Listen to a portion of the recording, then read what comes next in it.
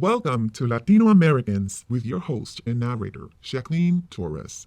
Everything you need to know about Latino history by the author Emilce Novas. She is an expert in Latino history, culture, literature, and human rights. We will start today with who were Teddy Roosevelt's Rough Riders and how did they help him win the U.S. presidency? On April 25, 1898, the United States declared war on Spain and soon after launched a naval and ground assault against Cuba with Lieutenant Colonel Teddy Roosevelt and his men of the 1st United States Volunteer Cavalry called the Rough Riders in the vanguard. Roosevelt was declared a hero after he led a daring charge up Kettle Hill, incorrectly called San Juan Hill, near the city of Santiago de Cuba in eastern Cuba on July 1, 1898, a battle heavily publicized in the American press. While the United States was conducting naval and ground operations in Cuba, it was also targeting Puerto Rico. On May 12, 1898, U.S. ships bombarded San Juan.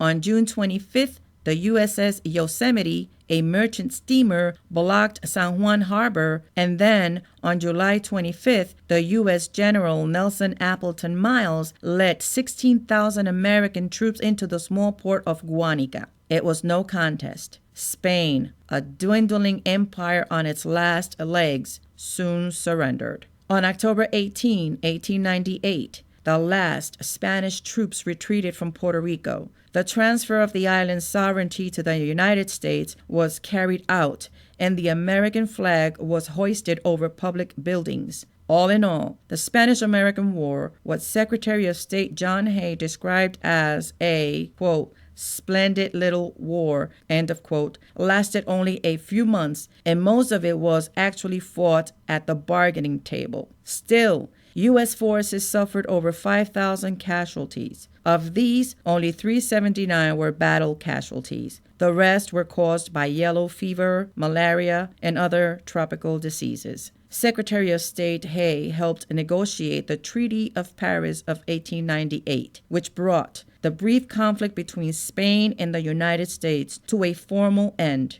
With the Treaty of Paris, signed on December 10, 1898, the United States found itself in possession of Cuba, Puerto Rico, Wake Island, Guam, and the Philippines, in other words, Spain's remaining colonies. You might say Spain was forced to throw in everything but the kitchen sink, and the United States emerged a world power with a lot of land on its hands.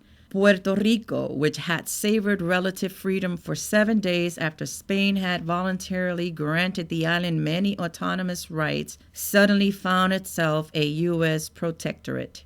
At the time, most Puerto Ricans believed that the U.S. presence in Puerto Rico would be transitory and was simply a formal way of capping 405 years of Spanish domination. Little did they know that they were witnessing the beginning of a tumultuous marriage, called by different names over the years, which prevails to this day. Elsewhere, Cuba remained a U.S. protectorate until 1902, when it declared itself a free and independent nation, and the Philippines won independence in 1946. Guam and Wake Island remain under direct U.S. control.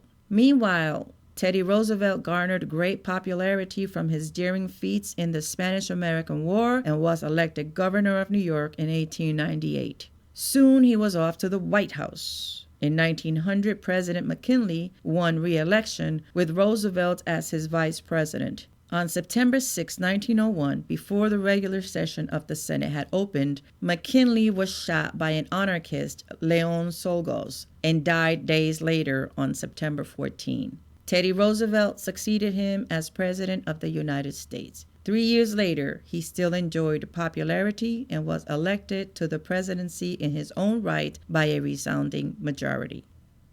Thank you for listening to LatinoAmericans with your host and narrator, Jacqueline Torres.